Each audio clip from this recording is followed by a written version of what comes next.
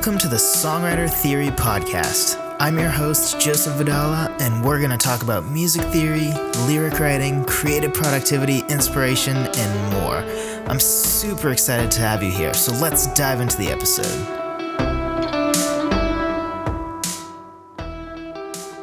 Hello, friend. On this podcast, we are going to dive a little bit deeper into something I think I've mentioned a couple times, including last podcast and blog, which is something I call iterative songwriting. Man, struggle to get that word out. So, obviously the idea of this is based on iteration. So if you don't know what iteration is, don't worry. I'm about to tell you. So iteration is basically repetition of a sequence of operations in order to get ever closer to a desired result. Found that definition after some Googling to be like, all right, what's a good simple definition for iteration? I thought that was a good one. So repetition of a sequence of operations. So repetition of something or things, repetition of something, in order to get closer to a desired result. So you're not trying to finish right away. You're not trying to make something bad good instantly. It is a process. It's a process where with every step you get that little bit closer. And iteration can be seen everywhere in our lives. Now for me, I get this mostly from being a software developer, where we have things in agile methodology called iterations. And the idea is that basically it's usually 2 weeks. So we'll go with 2 weeks for this example. Usually we have 2-week sprints is what we call them. And in those 2 weeks, basically we get as much done as we can, where we, fix some bugs with the app. Maybe we add a new feature. Maybe we enhance a feature that we created before. And the idea is that we just make the app one level better every iteration and then release it. So we just keep incrementally making it a little bit better between fixing bugs and adding new functionality and enhancing functionality that we had before that needs to be made better. So, for example, let's take a to-do list app. And don't worry, we're going to connect this to songwriting, so bear with me. So let's take a to-do list app. Let's say we start with just basic to-dos. So it's literally an app where you can click and add a to-do, and that's it. So the next iteration, after that first iteration where we just create that basic app, the next iteration we might add priority levels. So we add priority levels 1 through 3. Because we think the users just need priority 1, 2, and 3. That's what they want. So the next iteration, we realize that the priority levels aren't really functioning correctly or as well as we thought they would. So we sort of fix them. And then we also add levels 4 and 5 because we think, I don't think 3 levels is enough. We need 5. So we fix them and we're adding new levels, that iteration. The next iteration, we find out, turns out the users don't want priority levels. They want due dates instead. So this iteration, we replace the priority with a due date. So we put a date picker in there, which is, the thing if you're in an app, you click and, a little calendar thing appears and you can select a date. But the date picker we chose is garbage. So users are complaining because it takes too long to select a date that's like a year from now. They have to, I'm sure you've experienced this, where you annoyingly have to click an arrow. So, right now, as I'm recording this, it's June. So say I want to put let's say March of next year. And I have to go month by month. So I have to keep clicking right over and over until I get all the way through the months. July, August, September, October, November, December, January, February, all the way to March. That's pretty annoying, right? It takes way too much time. I don't want to have to deal with that. So we fixed that date picker. So so that it's quicker and easier. It's something where you can click on a year and then just change the year, and then click on the month word, and then all the months come up and you can click on the month you want, and then boom, click the date, done. So that would be a high level look at sort of what iterative design is and what making something better through iteration is. It's not, here's all these things we need to do with this app, go do them. It's, all right, let's just make a basic to-do. And then you make it a little bit better by adding the levels, and then a little bit better by fixing the levels, and then adding more levels, and a little bit better by realizing the levels are trash and you should do a due date instead. A little bit better by making the due date picker a better date picker. And that's really what's the heart of iterative design and iteration in general. And before I connect this to songwriting, in case you're a little lost, I'm going to give you one more example that hopefully we all can relate to a little bit more, and that's making a yard nicer. So maybe one day you mow the grass, right? So it's a little bit better now. Before, your grass was long and gross and terrible, and your wife was like, man, like, why are you so lazy? Just go out and mow the lawn. And now the grass looks nicer.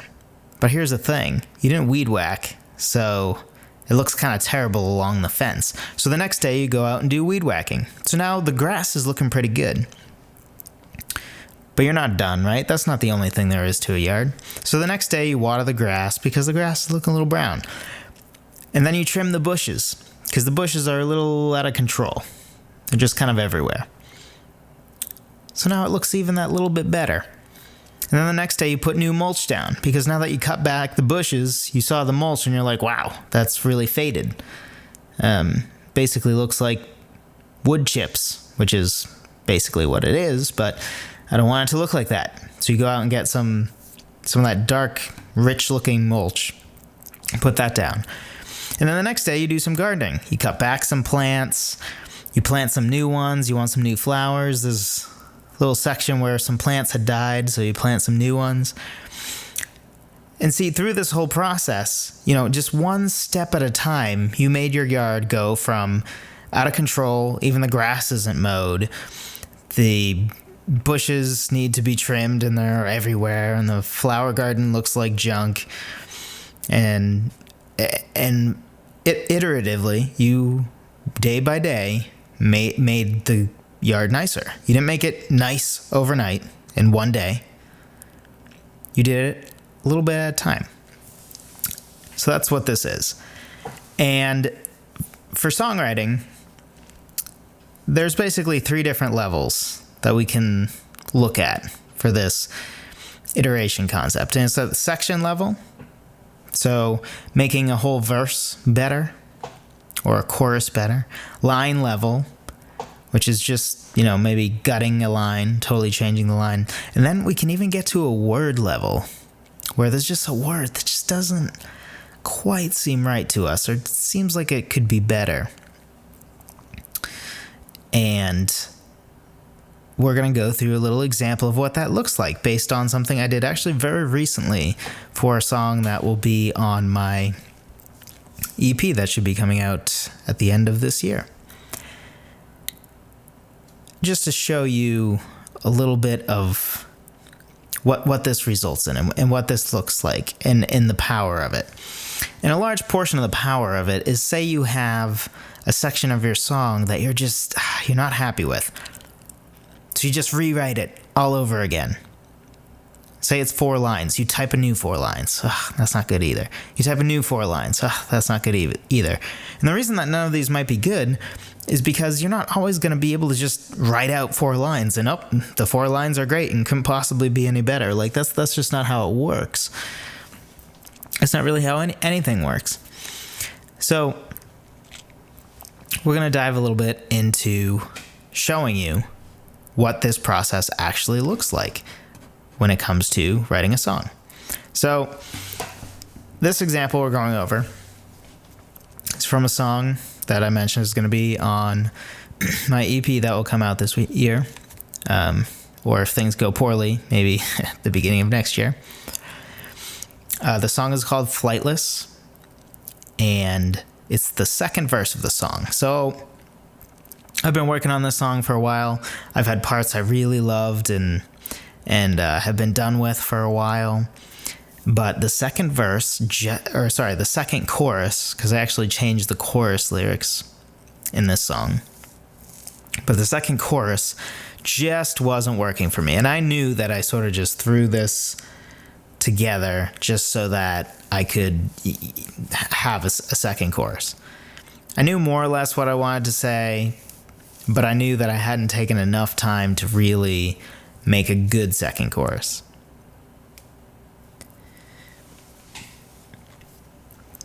So I'll read you the version I started with, which isn't great. And it's, I know that, so here's the context. Context is basically old man implied to have Alzheimer's, that has sort of has taken a bird in that was supposed to fly south for the winter, but did not because it had injured its wing. And this whole thing happens where, like, the bird is sort of reflective of this old man's love for his kids, but it's also sort of reflective of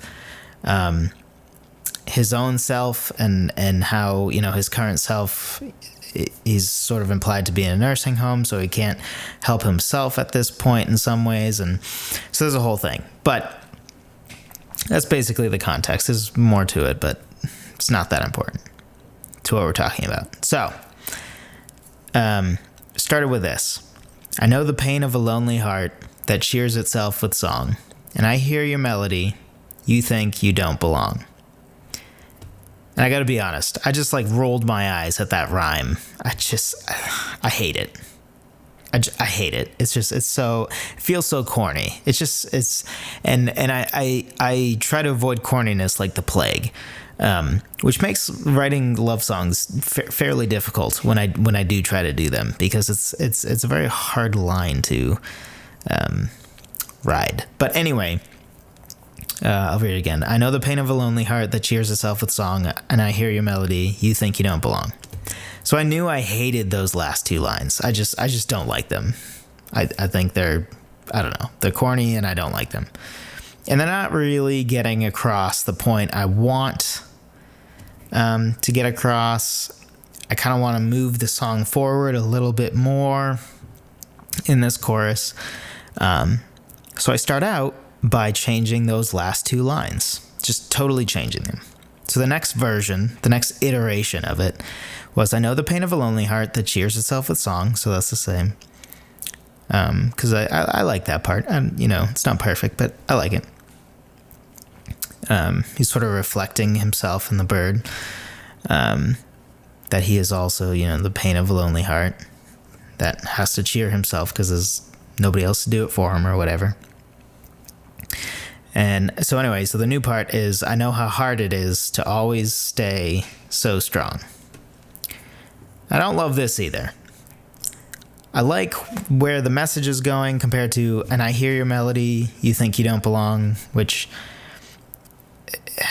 doesn't move forward, right? So if you take, I know the pain of a lonely heart that cheers itself with song, you already know that the bird has a lonely heart, right? And so does this old man. Or that's implied, at least. And I hear your melody, you think you don't belong. Like that's the same thing, right? It's just saying the same thing in a different way that's more corny, right? Which is super unideal. So that was the first version, right? So now at least with, I know how hard it is to always stay so strong. Now we're at least not repeating ourselves. We're not saying the same thing. We're saying something new. And something a little closer to maybe what I want to say. But I don't love this. It's kind of boring. Like, I know how hard it is to always stay so strong. Like, that sounds like it's been said before. And I don't know. Whatever. So, third version. Again, we're just changing those last two lines because they're just so much weaker than the first two still. So I know the pain of a lonely heart that cheers itself with song. Thou heart's the same again. Living in a silent world where burdens don't last long. Now, first of all, this is the first rhyme that just doesn't feel really corny to me, and I think that's because finally I've found a final line that I like. So I do like the where burdens don't last long. Because at this point, it's making a commentary. So we have a bird with a broken wing, right, who wouldn't survive the winter if it wasn't for this man who is healing him, healing his broken wing or whatever. And then the old man with Alzheimer's in a nursing home also feels he is a burden. Now, obviously, we're not getting to the end of the song or the message of the song at this point, but part of what I'm saying in this song, and really this whole EP, is the value of life. So, I, as the writer, for what it's worth, do not agree that he's a burden. But for somebody who is in that situation to feel like they are a burden, or to feel like the world sees them as a burden, in this day and age where I feel life is not always treasured the way it should be, for this man to feel like a burden. So I finally like where that last line's going. So we have, I know the pain of a lonely heart that cheers itself a song, living in a silent world where burdens don't last long. I don't love the living in a silent world because I know what I was trying to say there, and that's, this old man lives in the silent world of the nursing home where he's sort of isolated from the rest of people. But I don't love that. I don't love it for just many reasons, including, it could be confusing, right? Silent world. If anything, it's an overly loud, busy world, right? And also, I feel like I don't really want to comment on the nursing home situation. I want to comment on the entire world's sort of, or, at least the nation's view of this man in a nursing home. And so if anything, that's more what I want to comment on, not the nursing home itself. I have nothing to say about nursing homes specifically. So anyway, so I know that this living in a silent world thing needs to go, because it's not putting the focus where I want it to be. So here's the next iteration. I know the pain of a lonely heart that cheers itself a song. So that part has stayed the same so far. We have not changed any of that. Living in a busy world where burdens don't last long. Now, I don't love this because I actually like the sound of this even less. Living in a silent world at least sounds interesting, even though I think it's I don't want to say it's a fake, but it sounds cooler and more meaningful than it is. It does have some meaning, again, in the nursing home context, but again, that's not what I want to talk about. That's not what I'm trying to comment on. Living in a busy world, though, it's now, instead of the silent world of the nursing home, a busy world is implying the world around him is too busy to care about him because he's no longer, quote-unquote, useful to society. So now, even though I like the lyric less, just by itself, living in a silent world versus living in a busy world, I like silent world better. But living in a busy world is more down the avenue of what I'm trying to say here. So in that way, we've iteratively made it better. But we're not done, because I don't like living in a busy world. So again, though, we're just going to change that line, because I like where burdens don't last long. That's exactly the sort of line that I want there, where there's a lot of questions asked. Is he actually a burden? Does he truly feel like he is a burden? Does he feel he's unfairly seen as a burden? Does he feel he's fairly seen as a burden? Does he think he's a burden, or does he think other people think he's a burden? There's many questions that come from there, and I like that. So again, we're just going to change that third line. So I know the pain of a lonely heart that cheers itself a song. living in an absent world where burdens don't last long. And I definitely like this better. It's sort of saying a similar thing, just two sides of a coin, if you will. So living in a busy world, so the world's too busy to pay attention, versus living in an absent world, a world that's just totally absent, not paying attention because they're absent. So there's two different tones towards the same idea. But absent isn't really what I feel is the reason that the world would see him as a burden.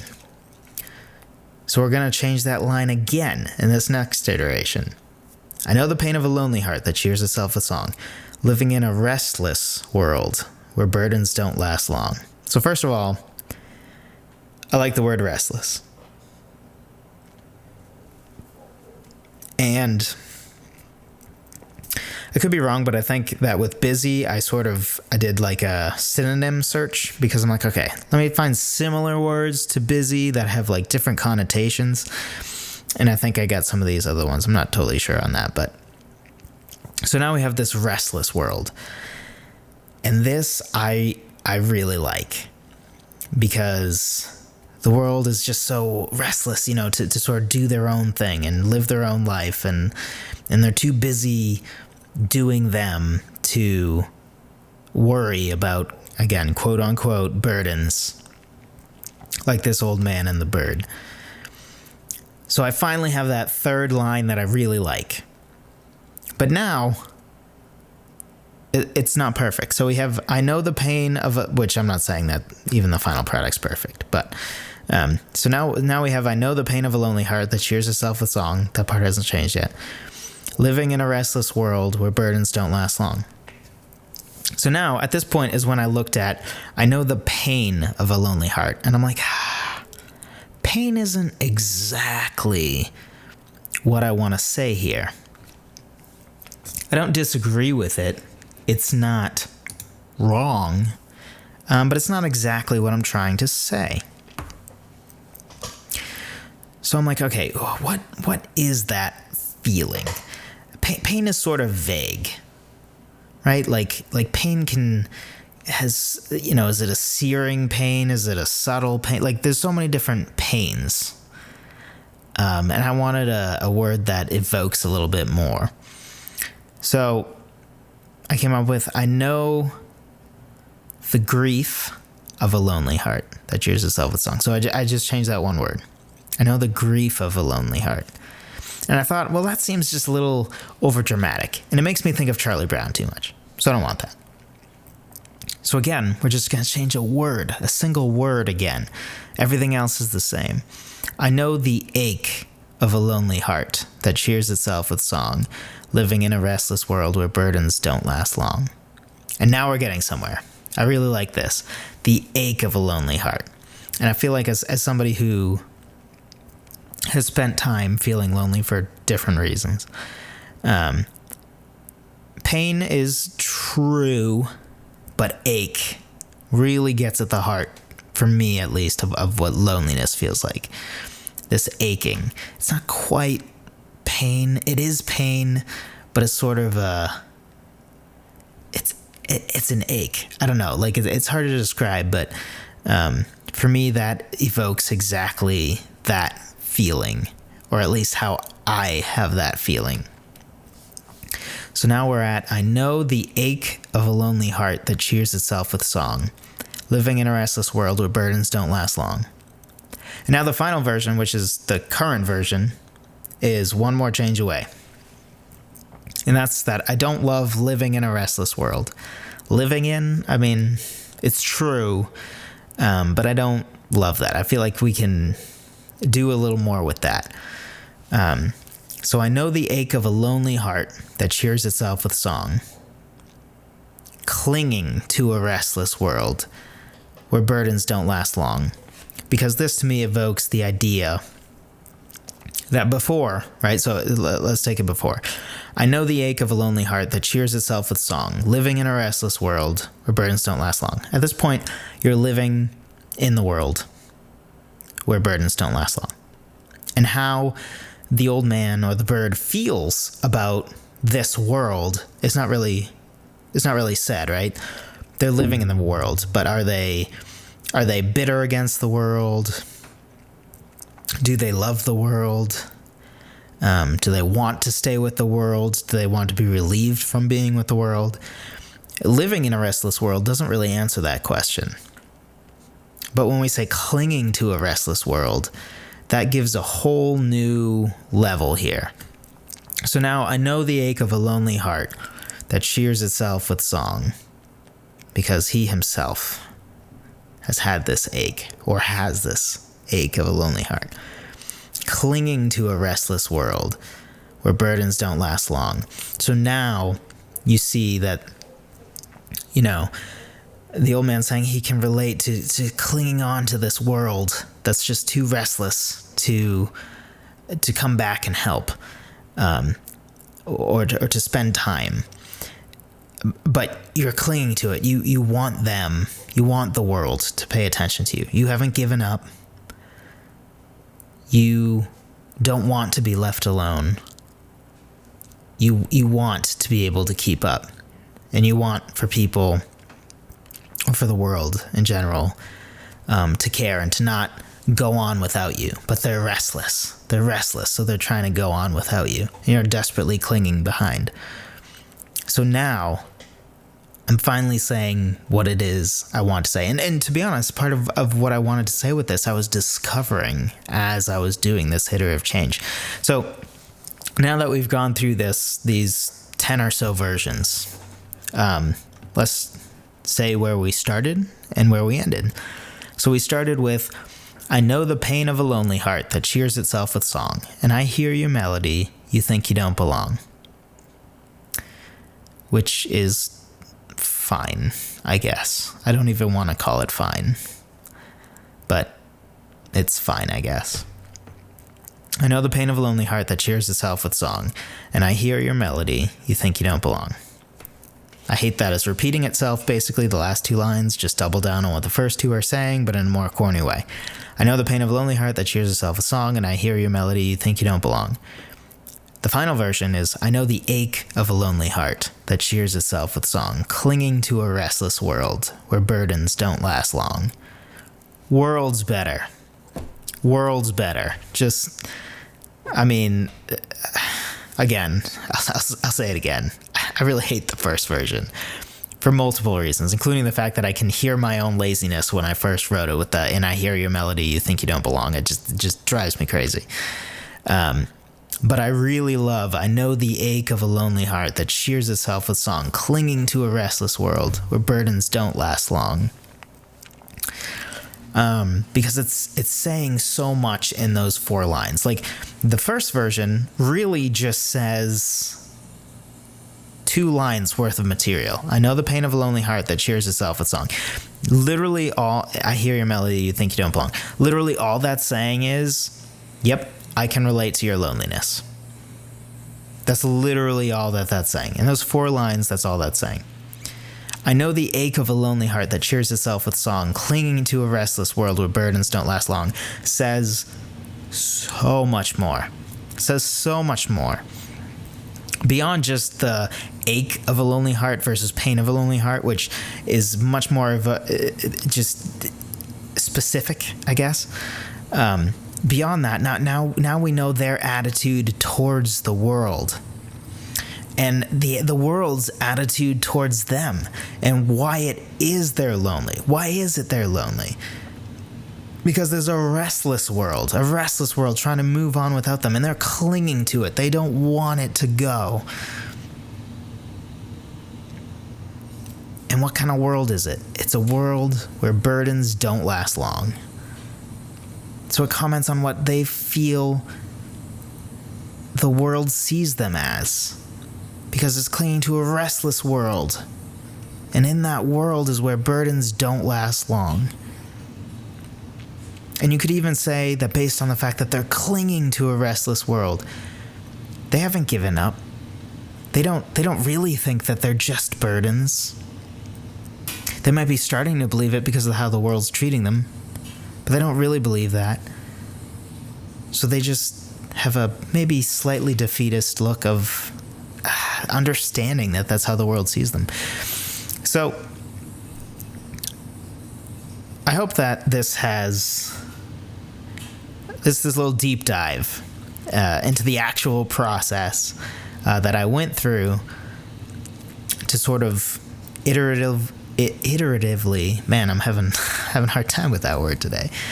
I guess it's because in software development we're all saying iteration. We don't say iteratively as much, so I'm not as practiced with saying it. But I hope that with this process, and me pulling back the curtain, with very I'm glad I saved this. Actually, I do tend to save every lyric, but this time I explicitly made sure to save every version I had, and I'm glad I did, because we get to pull back the curtain and see what iterative there we go, songwriting really looks like. And I hope that you can see the power of it through this, and see sort of how I did it, where like I'll change it by line because the whole lines are just garbage because it's repeating the same thing. And then, not lines, but almost sections, like half of the chorus, exactly half of it. Then I started just changing it by specific line, because I finally had a fourth line I liked, but the third line needed work. And then I went back and started changing just words, from pain to ache. And instead of living in, clinging to. So the changes just kept getting smaller and smaller. So, this might not even be the final version. I might end up with, I know the ache of something besides Lonely Heart. Maybe there's something better than Lonely Heart that is more specific to what I want to say. And that's the power of iterative songwriting. Yes, nailed it.